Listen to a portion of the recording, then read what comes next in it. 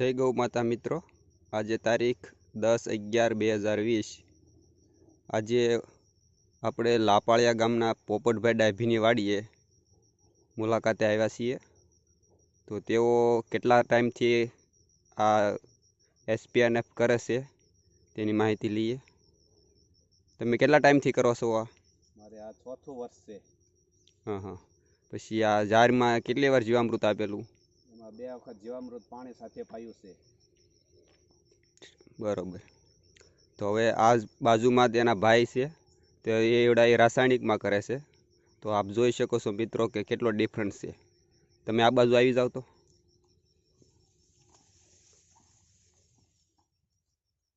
આ મિત્રો જોઈ લો, એસપીએનએફની આ કમાલ છે। એસપીએનએફમાં થયેલી ઝાડની હાઇટ લગભગ 10 ફૂટ છે અને આ રાસાયણિકમાં થયેલી ઝાડની હાઇટ 4 થી 5 ફૂટ છે અને કલરમાં પણ ફેર છે, જોઈ શકો છો મિત્રો।